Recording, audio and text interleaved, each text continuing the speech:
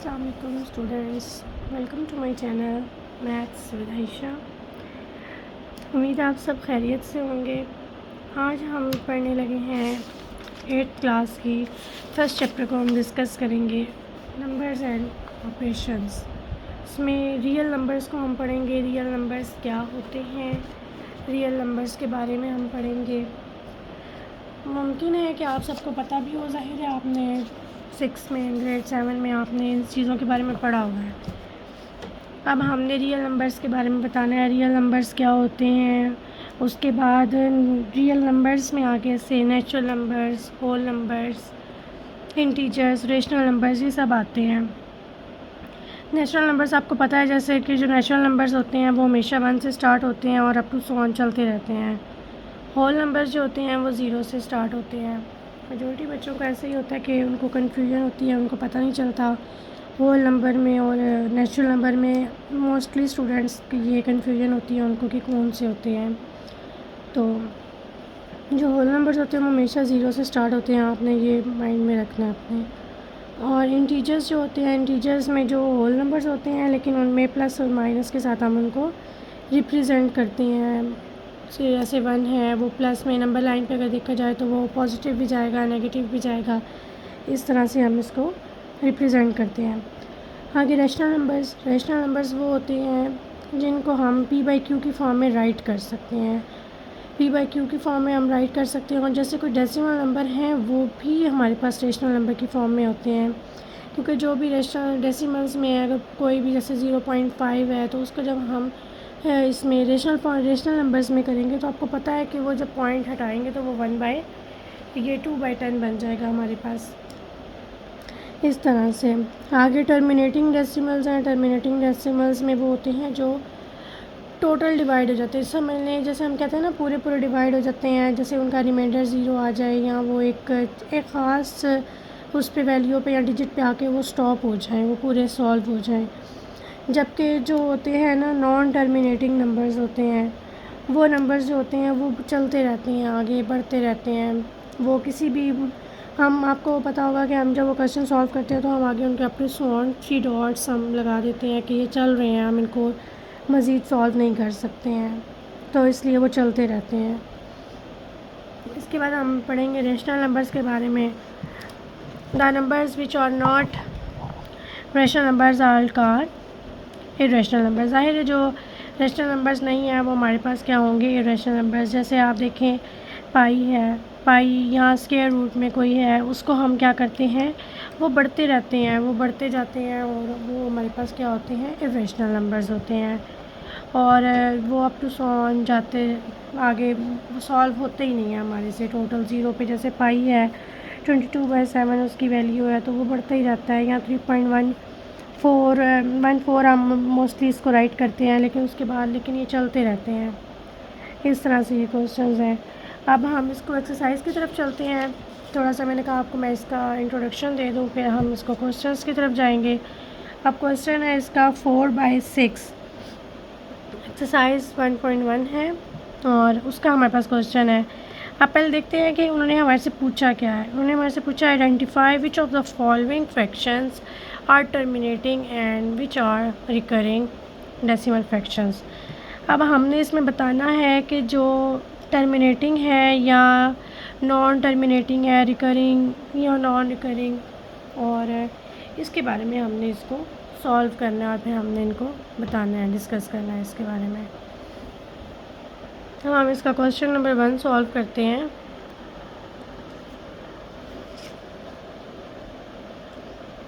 Exercise 1.1 है हमारे पास। Question number 1 का फर्स्ट पार्ट है हमारे पास 4/6। 4/6 को हमने सॉल्व करना है। पहले अगर हम इसको वैसे सॉल्व कर लें, अगर इसकी कटिंग कर लें, फॉर एग्ज़ाम्पल हम 4/6 तो 2 टाइम्स 4 to 3 टाइम्स 6 2/3 आ गया है। लेकिन हमने इसको फर्दर सॉल्व करना है कि हमने देखना है कि ये सॉल्व किस में जाता है, रिकरिंग में जाता है, नॉन रिकरिंग में, या किस फॉर्म में ये जाता है, टर्मिनेटिंग में। हमने इसके बारे में बताना है। तो हम क्या करेंगे, इसको हम पहले डिवाइड कर लेंगे साइड पे। 2/3 था तो 2 हमारे हाउस के अंदर आ गया और 3 बाहर। अब हम इसको कैसे सॉल्व करेंगे? जब अंदर हमारे पास वैल्यू छोटी है तो बाहर हमारे पास बड़ी वैल्यू है, तो इसका मतलब है कि हम यहाँ पे पहले 0.0 लगा के पॉइंट लगाएंगे। 0 पर चला गया, एक 0 बढ़ा दिया हमने। अब हम इसको कैसे सॉल्व करेंगे? अब हमारे पास ये 20 हो गया है। अब हमने देखना है कि 3 का टेबल हमने वहाँ तक पढ़ना है जहाँ पे हमारे पास 20 या 20 से कम वैल्यू आए। तो क्या आ जाएगा? 3 6 टाइम्स 18। 20 में से 2 में से 1 कैरी लिए तो हमने 0 को दे दिया, यहाँ पर 10 हो गए। 10 में से 8 माइनस किए, हमारे पास 2 बच गए। फिर हमने एक 0 और बढ़ा लिया, फिर ये 20 हो गया। फिर हमने एज इट इज़ हमने ये राइट कर दिया 20, ये 3 6 टाइम्स 18। फिर हमारे पास 2 आ गया, फिर हमने इसका 0 एक और बढ़ा दिया, फिर हमारे पास क्या आ गया? 6 टाइम्स 18 2। अब ये हमारे पास, हमें भी पता है कि ये बढ़ता जा रहा है, तो हम इसको क्या कर देंगे यहाँ पे, हम इसको, क्योंकि किसी भी मखसूस उस पर हमारे पास कोई एक वैल्यू नहीं आ रही कि जिससे के साथ हमें लगे कि ये हो सकता है, कहीं पे ये स्टॉप हो सकता है, तो हम इसको क्या लिख देंगे? 0.66 अप टू सो ऑन। अब ये हमारे पास कौन सा है? ये हमारे पास रिकरिंग डेसिमल फ्रैक्शन है। सो it is recurring decimal fraction.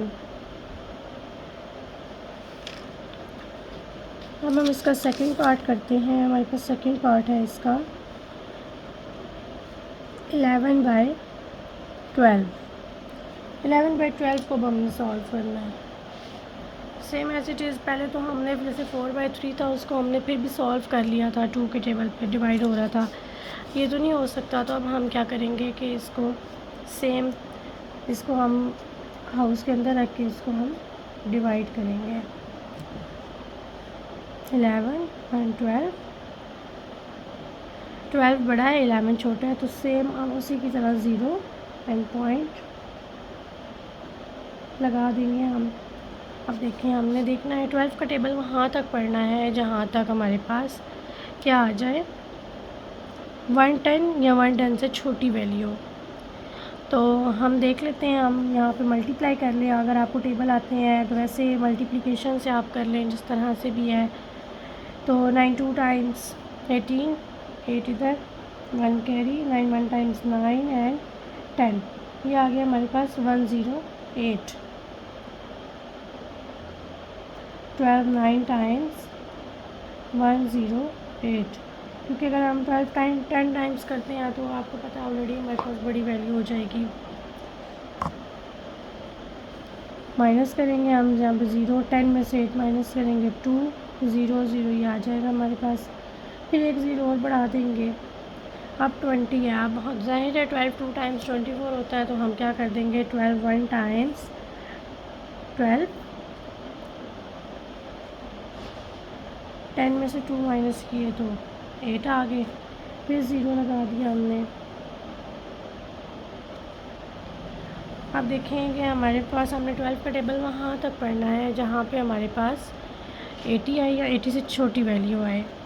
तो हमारे पास क्या आती है, अगर हम देखें 12 6 टाइम्स देखें तो हमारे पास क्या आ जाएगा 72।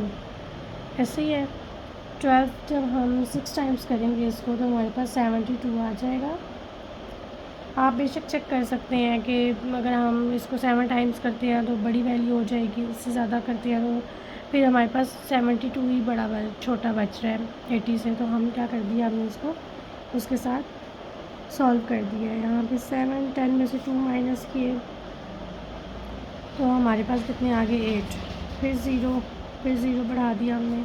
फिर एज इट इज़ सेम देखें 6 टाइम्स 72, 7 10 में से 2 माइनस किए 8, फिर 0 बढ़ाएंगे हम, तो ये तो हमारा बढ़ते ही जा रहा है। तो हम क्या करेंगे इसको, हम ये भी हमारा क्या है रिकरिंग डेसिमल है। हम इसका सिंपल आंसर, हमने पॉइंट के बाद मोस्टली 3 वैल्यूज़ देखनी होती हैं, अप टू 3 और 4, उसके बाद हम उसको, हमें पता चल जाता है कि वो क्वेश्चन मज़ीद सॉल्व होगा या नहीं होगा। कभी हमें बढ़ानी भी पड़ जाती हैं कि हमको इनको वैल्यूज़ को ज़्यादा बढ़ा कर भी लिख सकते हैं।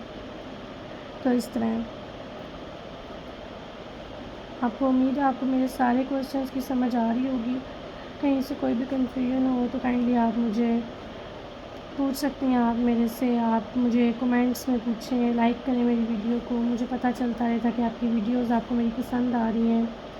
उसके अकॉर्डिंग मैं आपके साथ अपने कंटेंट, अपना क्वेश्चंस और शेयर करूं।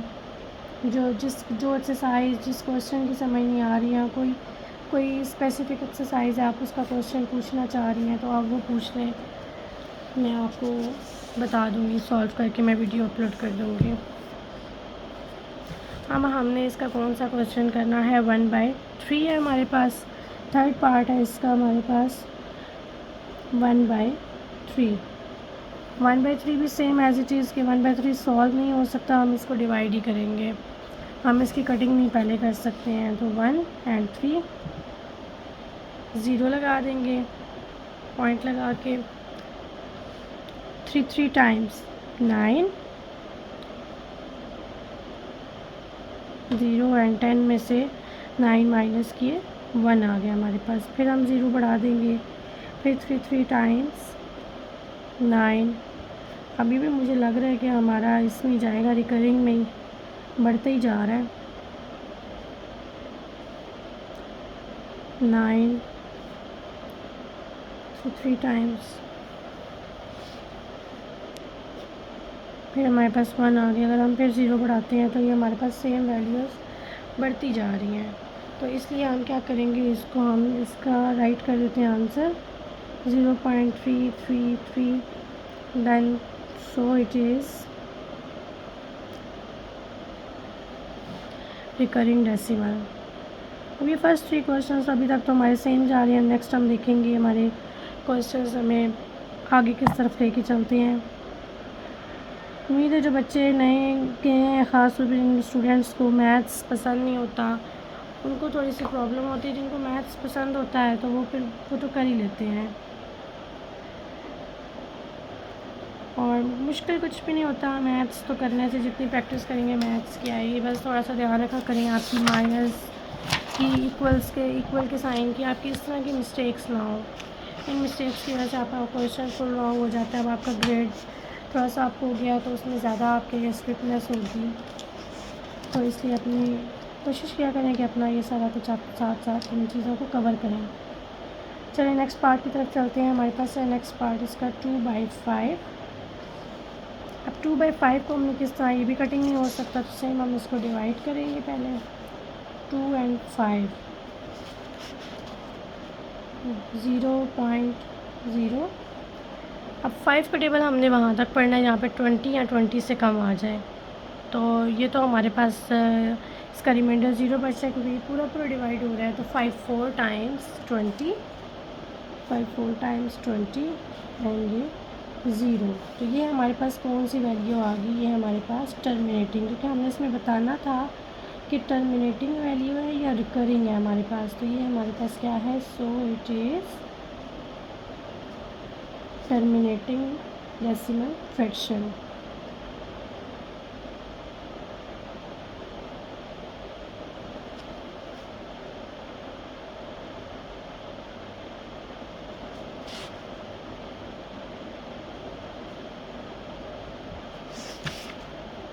इसका हम पार्ट 5 की तरफ चलते हैं। पार्ट 5 है हमारे पास 8/11, सेम एज इट इज़ 8 11 0.11। अब हमने 11 का टेबल वहाँ तक कम नहीं पढ़ना है जहाँ पे हमारे पास 80 से लेस वैल्यू है। तो 11 7 टाइम्स 77,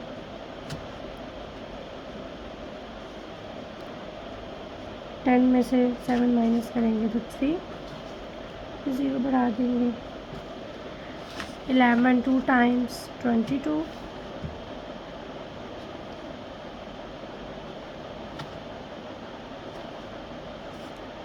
फिर हमारे पास ये सेम वैल्यू आ रही है। अब ये हमारे पास इस तरह बढ़ती जाएंगे, मुझे तो ऐसे ही लग रहा है। 7 टाइम्स 77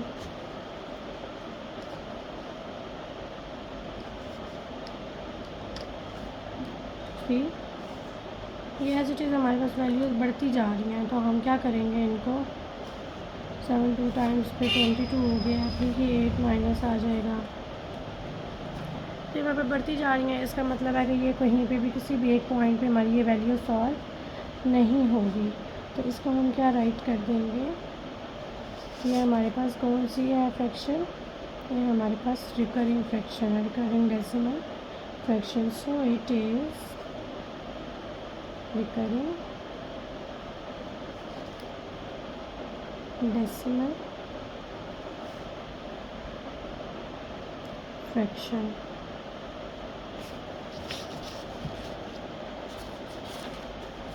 इसका हमारे पास 6 पार्ट है, 5/12। इसमें एज इट इज़ इसको हम सॉल्व करेंगे।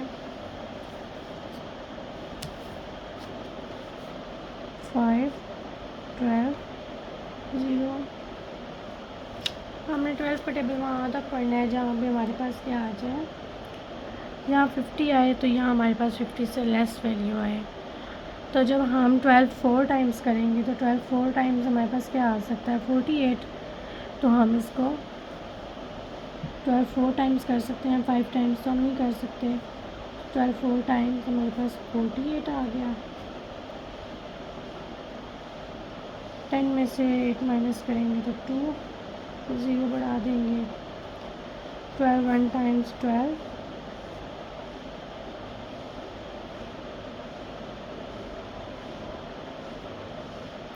10 में से 2 माइनस किए तो 8 हमारे पास आ गया, तो 0 बढ़ा देंगे। तब हमारे पास क्या आ जाएगा, 12 9 टाइम्स या 8 टाइम्स क्या हम राइट करेंगे। 12 1 टाइम्स यहाँ 12 6 टाइम्स हम कर सकते हैं इसको 72। 12 6 टाइम्स हमारे पास क्या आ गया, 72। 7 10 में से 2 माइनस किए तो हमारे पास 8 आ गया। फिर ये तो हमारे पास रिपीट ही होता जा रहा है। फिर हम इसको ये करेंगे 12 6 टाइम्स 72, ये रिपीट होता जा रहा है। तो इसका मतलब ये हमारे पास क्या है, हमारे पास ये रिकरिंग डेसिमल फ्रैक्शन। सो 0.4166 मेरे पास आंसर आ गया। सो it is recurring decimal fraction।